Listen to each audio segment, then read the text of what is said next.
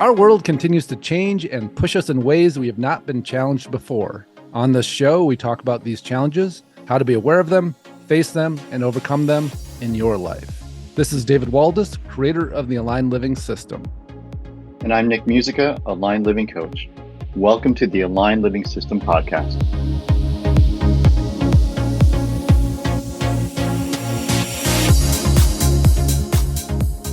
Welcome to the Aligned Living System podcast. This is David Waldas here with Nick Musica. Our topic today is internal expansiveness.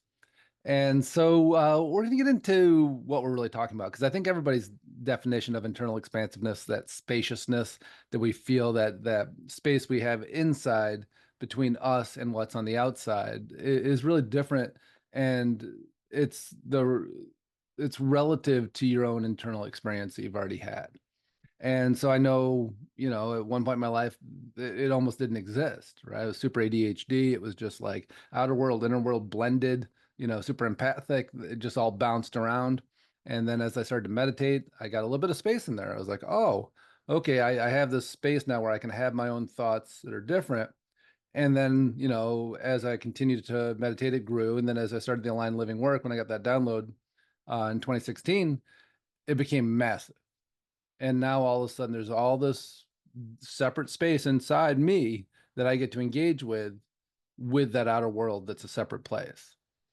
And, I can feel for, based on my experiences, when I share that with people, they're filling in the blanks right now. They're going, oh, this is my experience. I've seen how it's developed for me. And the only touch point we have to make it really where we're talking about apples and apples, it's kind of not quite available because we only know our own consciousness. And so one of the things I love about Aligned Living is it's so experiential. And so often I've taken people into that space and they go, oh, okay, this is my new definition. And so we'll talk a little bit about that journey. We'll talk about what it does for us, and we'll talk about what it's like engaging with people. And most of us have been there. Most of us have been that person that don't have any internal spaciousness. And you're not really dealing with them. You're just dealing with their triggers. You're just dealing with their patterns. And there isn't an intervention on that at all. It just is what it is. And so welcome, Nick. Thank you, David. Good morning. Good morning. I feel like I should say something triggering to you just to test it out. I was just reliving a little bit of the experiences as it related to your talk as you were wrapping up there. Yeah. So share that. What was, when you think about the different experiences at different stages in your life, what did it look like? What did it feel like? And how would you describe it? Yeah, I mean, I would say, for a long, long time, I didn't have any type of foundation or awareness, we'll call it a framework for lack of a better word, around what you just talked about, right? Everything was just sort of as it was, as it played out. The behavior was the behavior, and there wasn't much thinking around how it's being presented. And then when things change for you, and you can self-monitor and you can self-manage, and you grow the skills and grow that inside silent space, shall we call it, where you can, process is not the right word, I don't think, but where you can just be with yourself and respond to it from your own stabilized sense of self. Yeah. Which is the opposite side of reacting, which is what most people do. And then once you do that and you've established some amount of stability for yourself, you start to see the lack of that in other folks. You start to see the lack of that in yourself when you go off the rails. Yeah. I use the phrase and the thought of, man, once you know, and when you don't do that, when you're not in alignment with it, and you're off the rails, like, what an asshole you are to yourself. I mean, forget who you are to other people, but to yourself, like, let's start there first. And then you're not making the situation better. And then you're an asshole to other people too. Yeah. Everything escalates. Everything. There's no, or you shut down. Yes. Yeah. But there's, and And so there's no productive output Mhm. from you minimally, if you shut down. And if you react to it with other people reacting, then you're just creating some version of a mess that's not clearly thought out. Yeah. Yeah. Slapping the flying. What do they call it? How do they say it? Uh, Building the plane while you're flying. Like just slapping things together. Like we'll get Yeah. there. And like, how's Shooting that from the landing going to hip. be? Yeah. Probably not well. Probably not going to Yeah. be a good landing. Yeah. And I used to enjoy that. I used to think it was fun, because I was like very dynamic in my thinking, very quick mind. Mm, And I had to be, right? Because there wasn't space. Everything was just real time. mm, And, mm-hmm, I think I was kind of addicted to that through the ADHD mind. It was like, oh, this is fun. I don't want to plan things out. And the truth was, I didn't have the capacity to plan things out. So I got really good at just dealing with stuff real time. But then and it's fun. It's funny. I think it's one of my favorite things to experience with new clients. Particularly, I have one who's like a business leader that I've been working with recently, and brilliant. And helping this person create that space inside there, like they're having so much fun with it. Like I love in our sessions when they come back and they have this big smile on their face. They're like, "This happened, and this is how I navigated it." Right? Like I saw these things coming together, and and they're just like, "God, it was just so different for me." Like I saw where this person was coming from, this person was coming from, this person was coming from, and I had all that space inside me to see all those things, to navigate it, to feel my truth in it, and to just not respond to any of that other stuff other than coming from where I'm coming from. It didn't move me. I didn't feel like I had to say anything or engage with the stuff that was just other people sorting their things out. mm-hmm. And that freedom to navigate, and they're really experiencing a way that feels like powerful to them. Like Yeah. I can own my own power now because I'm not giving it away to other people's little nudges or pokes or fear-based statements. Like I don't need to manage those anymore because they're on the outside and my stability's on the inside. Yeah. Yeah. I mean, there's a real sense of influence, um, positive influence versus, Yeah. other people, there's a whole lot of manipulation, but that's not what I'm talking about. This is really showing up to get the best result you can based on what you think is a good outcome from a place, um, that's well intentioned, versus reacting to it and slinging things. That's not thoughtful intention. I mean, maybe you'll get a good outcome, but not all. If you did the math, you're not gonna be ahead. Yeah, and Uh, then basically what that is mirroring somebody else's behavior or mirroring somebody else's energetic structure or thinking or fears. yeah, And it's not leadership, right? And when we're able to stabilize inside of no, ourselves and go, this is how the shit's gonna go. This is where I'm coming from. And other people's fluctuations, like they move and we don't. And there's something really powerful that happens with that. And you may think that people would experience it as dismissive. Somebody's like getting all worked up and you're just standing there solid, like, don't you think this is important? Aren't you gonna respond to my overreaction? And when we don't, that's not what happens. So people settle in, and if we don't judge them, if we don't make them embarrassed for their response or make them feel like they're wrong, but just be okay with it, they tend to stabilize off of our energy and settle in. And now we're both in a place where we can engage from. And I would have expected, like, if I were just logically tracking that, I would have expected that the other person who was having the emotional response would actually be even more triggered by the non-response, by the stability. But it's not what happens. It's like they want to feel stable. They're just scared, they're just triggered. And when you're offering them stability, they tend to come towards it. Not always, but they tend to come towards it and be able to stabilize in that. But if you get angry and dismissive, or, like say you shut them out versus just being present in yourself, um, it's remarkable and kind of counterintuitive how much that actually helps other people find their power by you not giving up yours in this way. hmm, Because it's not a power over, it's a stability. And I yeah, think in this 3D world that we live in, most people, when they're engaging with somebody else, and we see a lot of leadership, it's like, I'm more powerful than you. And we may say, well, that's not how I'm thinking, but it's also how it shows up. Yeah. And when people claim power in a traditional way, it's like, no, look at me, I'm the leader. But when you claim it from this solid, grounded place, you're not really claiming I'm more powerful, and you're claiming I'm powerful.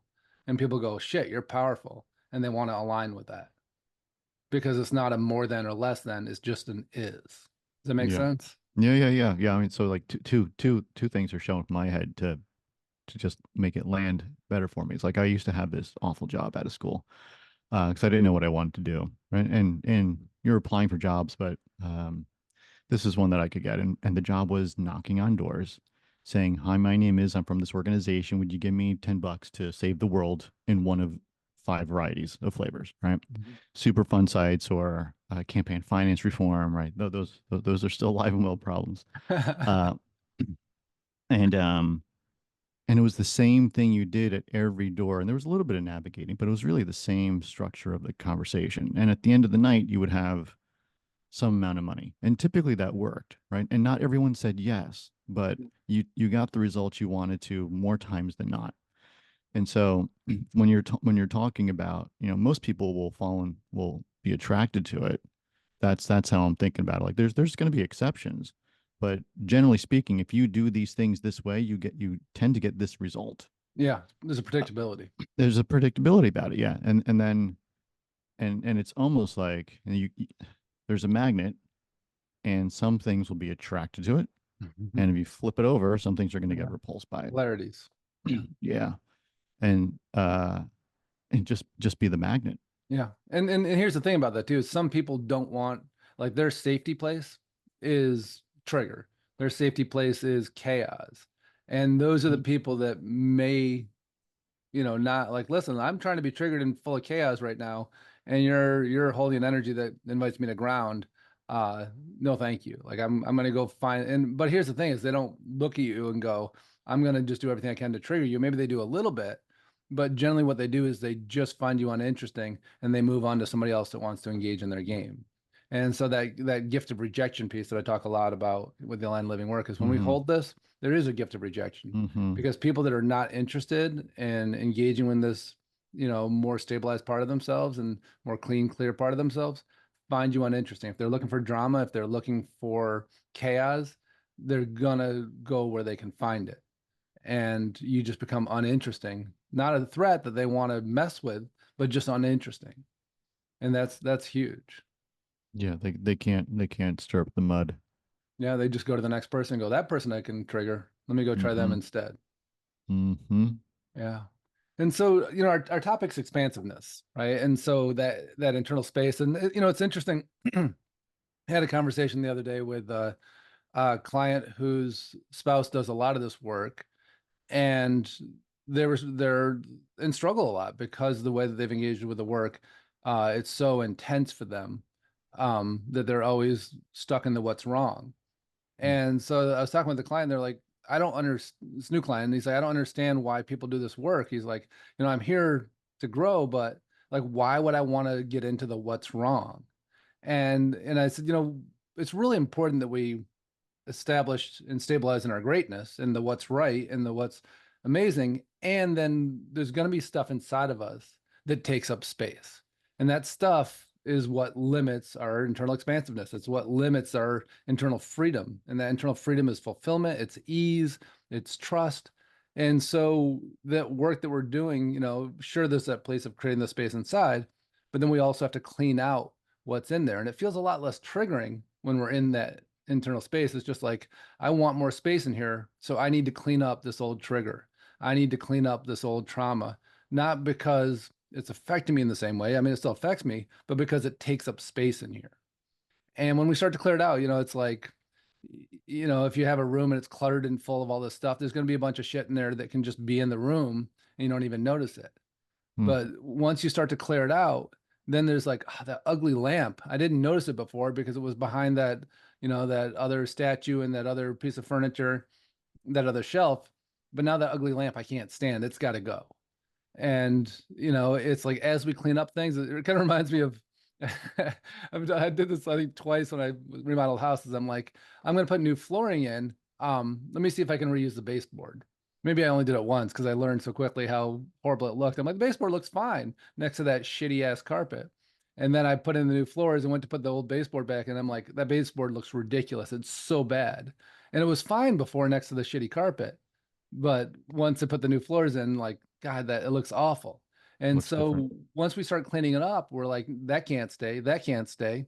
And then we end up creating this beautiful internal space. And that's how it happens. And the payoff really comes down to, how do I feel in each moment? Because now I have all this room inside me. I love sitting in this room that feels fantastic. Like, there's not a bunch of shit hidden behind other shit, hidden behind other shit that I don't even know about, that just, somebody knocked the lamp off the table, like, oh, that's right, I forgot I even had that thing. It's like, there's not a lot of furniture in there now. And so what we have, we really need to like, because it's all visible. Mm. Mm-hmm. That's cool. Yeah. And the nice thing about that is it's easy to get rid of. If you had a table with 10 things on it and you can't even see the lamp behind it, like, why would you get rid of the lamp? All I see is the top of a shade back there. Yeah. But when it's the only thing on the table and you look at it and you go, that's an ugly lamp, I don't want it there. Yeah. Yeah. Cool. So how could people start to take inventory on that space you're talking about, on that expansiveness or lack thereof? Like how do they establish a baseline?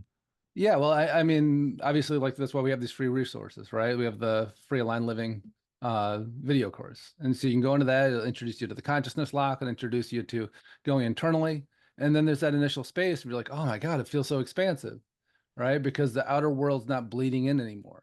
And then when we're, in a room by ourselves in there, we look around that room and go, I don't want that in here. I don't want that in here. I don't want, but we didn't know those things before because we were so busy engaging all of Mm, our emotions, and our energy and our distraction was in that outer world, and stuff that's just not relevant to us, stuff that's other people's things. And then all of a sudden when it quiets, we look around the inner space and we go, all right, like, I don't want that there anymore. Like, it's not serving me. And mm-hmm. so that inventory, it has to start with the work with the consciousness lock. And so, we offer that for free. If you're wanting a deeper dive, obviously we offer that too. And you can go on the website and look at our programs, whether they're group or one-to-one. And like, there's a link in the show notes to the free video course, which will give you that experience. Yeah. And it starts out, like how often have you, started that out, like, oh, I'm going to clean my room, or I'm going to clean something, let me go through my closet and get rid of clutter. And Mm-hmm. then you go through and you're like, oh, I got rid of everything. And then you come back like 2 weeks later and you look at it in your closet now with, it looks at it again and you go like, oh, wait a minute, why didn't I get rid of this other stuff the first time? And we go like, now there's this thing I've never worn, and then there's this, and then like there's this box of Yeah. old Yeah. shoes. Like, why did I think I need to hang on to that? We get rid of that. And then a month later, we go back and look in the closet again and go like, I just cleaned this out twice. Why is there still this shit in here that I would never use? And then we do it again, right?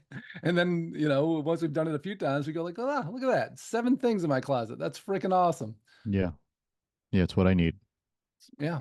Yeah. Mm-hmm. These are the things that make me feel good. These are the things that are important to me. But I was keeping shit in there that didn't. Like, I'm not going to use that. Like, why is it there? Yeah. Yeah. Yeah. Yeah. And the tools are super cool. And I mean, I think folks can do a quick litmus test around how have I felt the past day, week, 30 days? Like, have I felt spun up? Have I felt like really, really frustrated? Angry, negative emotions? And have you Mm-hmm. been stuck in them? Has it been Mm-hmm. something you put in a backpack, your emotional backpack, and you're carrying around with you? And the answer is yes to any of those things. Mm-hmm. Um, just speaking for myself, this aligned living has been super, super helpful Mm-hmm. in terms of limiting the instances of those things and the duration of carrying those things in my emotional backpack. Yeah. And how much time I spend in the trigger out of my alignment That's right. because of them. Yeah. And again, it's all relevant to our baseline. And so Yeah. I know there's people listening going, yeah, God, I can remember what that was like for me. I'm so glad I have all this space now. And I've been there. And then all of a sudden you realize like, oh shit, there's a whole nother level. Like, there can be this space in here can be this huge. Like, I had no idea. I thought it was huge, and it's like, if you've been living in a little tiny bedroom and you get like a medium-sized bedroom, you're like, oh my God, I didn't know it could be this good. It's funny. It reminds me of when I I moved from upstate New York where the winters were just gray and horrible, and you didn't see the sun, and it was just icy and nasty. I moved to Colorado, and I was like, I don't know that the weather could get better than this.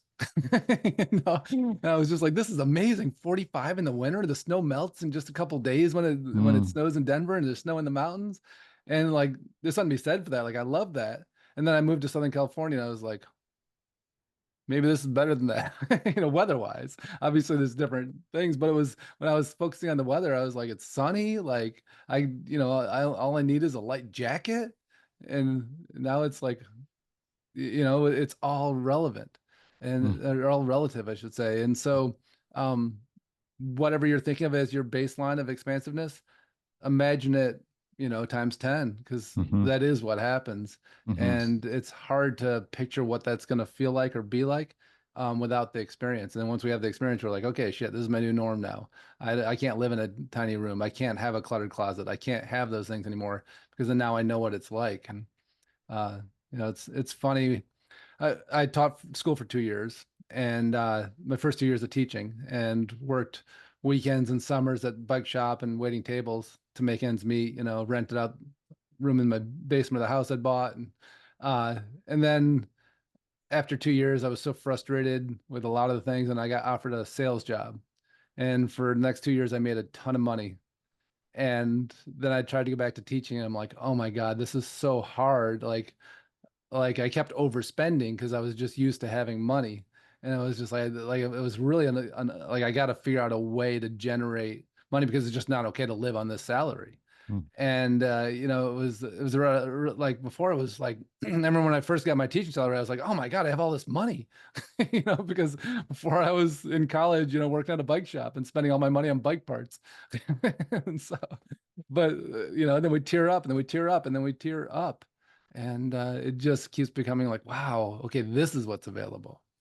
mm, mm-hmm, mm-hmm. And and you're saying you can expect the same the more you put in the work with what we're talking about here. Yeah, yeah, and then Yeah, then it becomes where the expansiveness is just the norm, and right, anything less than that is just completely unacceptable. It's not like, right. oh, I'm feeling really expansive today. It's like, well, shit, I better be because that's the only thing that's acceptable to me. Yeah. It's like, when you're in a place where money is not an issue, like you're not thinking about like how am I going to pay for something. You're just like, what do I want to do? I want to go to dinner. I want to go do this. Like I'm going to go on this trip. Like versus, looking at your bank account, going like, where's my limitations? Where's my limitations? Mm, mm-hmm, Uh, and then the question is, what do I want to do? What do I want to do? mm-hmm, mm-hmm. And Great. it's a Thanks. different experience. Yeah. Yeah. So download or go to the site, start Mhm. doing the consciousness lock, Yeah, jump yeah, in, see what the difference is. yeah. And I have two cohorts of the weekly group or the 10-week group coaching that's about to start in the next month too. So if people are feeling like they want a deeper dive, and of course, I take on a handful of one-to-one clients. Um, but yeah, there's lots available, and it's one of those things that's so always so interesting to me to talk about. Because it's like without the experience, it sounds like something different than it is. Yeah. And I completely get Yeah. Yeah. Most things are, and this definitely fits into that. it. Yeah. Uh-huh. That's cool. Yeah, yeah. And so the idea and I think the contrast is pretty interesting. Like when we're around people that don't have an internal space, like what is their behavior? And I know you just had some experience with that. Do you want to talk a little bit about like what does Yeah. it look like when somebody just, and I often think about the example of live TV, right? Live TV has like a 2 or 3 second delay because if something happens, they can actually bleep out stuff. They can, whatever, cut the feed. But when people don't have the internal expansiveness, there isn't even a 2 second delay. There's just bouncing back and forth, just playing ping Yeah. pong, playing Yeah. tennis. Yeah. I mean, there's a whole lot of reaction, emotional reaction to whatever the thing is. And it could be a perfectly fine situation, could be a challenging situation, whatever it is, but there's typically an emotional reaction, and largely a negative emotional reaction, like Yeah. finding the problem in like like let's take a look at the silver lining. Let's look at the cracks in the silver lining. Oh, Yeah. boy. Okay. Okay. Um, and and uh and it's not one thing, right? Hmm. It's not one looking at the cracks in the silver lining. It's a pattern of, yeah, but it's a pattern of or bad thing. And that's sort of the language. Right? Yeah. Or negative thing. Um and it's always like a there's like some people who, like, you could talk to them, you're like, hey, what's going on? You're like, oh man, let me tell you what happened today. It was super cool, and this thing happened, and they go, oh yeah, and well, this happened to me. and Yeah. and Yeah. and it's like this sort of like this one-upmanship thing, and Yeah. you're like, what? I was just sharing something that was exciting to me. Now we're in a one-upmanship conversation. Like, Yeah. how did this Yeah. even start? And this is almost like a downmanship, Yeah. Yeah. right? And it's Yeah. like, Yeah. let's, like, how do we, like, How do I tell put you how it this? was worse for me than? Yeah, we're on the second floor right now, but I'm going to shoot right down to the basement Yeah. and into dirty down there, right? Yeah. Like, that's sort of the feel of the conversation. And both those things are just neurochemicals, right? Like basically what people are doing is just bouncing around in these neurochemicals, releasing, and that's where the addiction component of it comes from, right? Is like they're just in reaction. Their brain releases the dopamine or the, whatever neurochemical it is that's releasing. And they're just constantly in this, they're feeding it through being so reactive. And they just don't know a different place. And like I mean, I know that. Like I said, I was so ADHD growing up. Everything was just ping pong. Yeah. And when we disengage from that and go like, oh my God, like it's so hard on the adrenals, it's so hard on the nervous system, and it Yeah. creates shit I don't want. Like I can Yeah. disengage and actually find this place inside of me where I'm not playing, somebody hits you the ball and you catch it and go, Yeah. okay, what do I want to do with this? Yeah. Yeah. I mean, in my world, how it shows up, from a physical perspective, right? It's so, just using that as the metaphor here. Like, I go to a chiropractor every once in a while, and and being uncomfortable in my body is a slippery slope, right? Like, at first you're a little tight, and then you can't move your neck in a certain way, or that hurts, or you're cracking. Like, it to some, Mm-hmm. you step out of bed in the morning, like some things start to show up, right? Yeah. But it's slow. It's a Mm-hmm. slow thing until you try to go do an activity and you go, oh, that muscle is really tight. Like, I may have just hurt myself. It was so tight, right? And then I go to the chiropractor, and he's like, "Oh, you're tight here, and you're tight here, and you're tight here," and he works on me. Out of alignment, out of alignment, out of alignment. Yeah, yeah, out of alignment, right? Physically out of alignment. And sometimes when he cracks me, like, I just laugh like a crazy person because it just feels so good. Like, it's a Yeah. release, and I'm just like, "Oh my God, that Yeah. was fantastic." And more than once, he's looked at me and he goes, "Do you know how you feel now? Uh-huh. That's how you should feel all the time." Yeah. Yeah. Yeah, yeah, you're right. Alignment. You're right. Yeah. But it's such a at least for me with that physicalness, it's a slippery slope. Yeah. And the way to have it not be a slippery slope is once a month, just go, Yeah. for me, right? Like, Yeah. there has to be a regular rhythm of maintenance. Yeah. And for alignment, for me, like, there's a morning meditation. Like, Just a that's part of the daily, and then just that's a commitment to being there. This right. is where I operate from. Right. Yeah. Yeah. Yeah. The And finding that place aligned throughout living, the not day. aligned moments. Right. Yeah. Yeah. So it really is a commitment to doing the thing. But then once you commit, it's less of a commitment, and it's more of a habit and a Yeah. And feel. it's just, I wouldn't do it a different way. Why It's would like, you? Yeah, why would you? Why would you go back to McDonald's after you've eaten the cleanest food for a month, and you know the difference between eating Big Macs for 30 days and eating the cleanest food for 30 yeah. days? Like, Yeah. why would you go back to that? Yeah. Other than the desire to be stuck. Yeah. Right. Yeah. Yeah. But Yeah. it feels so good. All the sugar and the fat. Yeah. It's Yeah. For a super minute. tasting. For a It's minute. super, yeah. Tasty, and it's tempting. And then you feel like garbage. Yeah, it's a joke with clients. We call it, I'm going to take another lap around the tree. Like I know I have no business here, but I'm going to go run around that tree one more time, and then I'll come back and get back on track again. And every once in a while, we do need to run around that tree. Every once in a while, we do need to eat Mm. some shit food and go like, oh, that's right. That's why I don't eat this. That's why I 100%. committed to this thing, and then we get back on track. Yeah. Because Yeah. a lot of it is like I'm not going to do this non-expanded thing. I'm not going to do this thing where I don't have this inner space because I don't like who I am from here anymore, even though that's how I may have known myself. Like now that I know who I really am in here, like that's Yeah. who I am. And that's where I got to be. Yeah, there's I don't know if we talk about it a lot, but there is an identity shift that happens, Yeah. at least Well, the for me. emerging self is what we call it, right? Yeah. Yeah. I mean, there's a change. Yeah. There's a change. Mm-hmm. Yeah. It's beautiful. And really it's like a coming home. We say like we become less of what we're not is really what it is. We become more of who we are and less of our triggers, less of our coping mechanisms. We become Yeah. more real. And that's the other part of it. Yeah. And so, yeah, I mean, it's an enticing journey. And like I said, it's like I love that we have the free resources because it means anybody can go click on that link and engage with it now. Like Yeah. it shows up instantly. And so, yeah, great conversation. And I hope that lands for people because it's such a hard thing to articulate, again, because of the relativeness of it. And we Yeah. only know what we know. And when we think we know that expansion, um, until we have that next level of it, we don't have a reference point. And it's been so fun taking clients there because it's always that same thing like, oh, I thought I knew, now I know. Mm. And like, I'll just wait because you're going to expand even more. There's Mm-hmm. going to be even more space and there's going to be even more Mm. fulfillment. There's going to be even more excitement, Mm-hmm. more groundedness. Mm-hmm. And it's all part of it. Yeah. Yeah. Awesome. Well, great conversation, man. Yeah. Yeah. This was cool. It's a good connect. Yeah, absolutely. Well, thanks so much for listening, folks. And go download that free video course or reach out and we'll get you in one of the programs. Have a great week. We hope you enjoyed listening to today's podcast. And if you did, please subscribe so you can catch the next episode.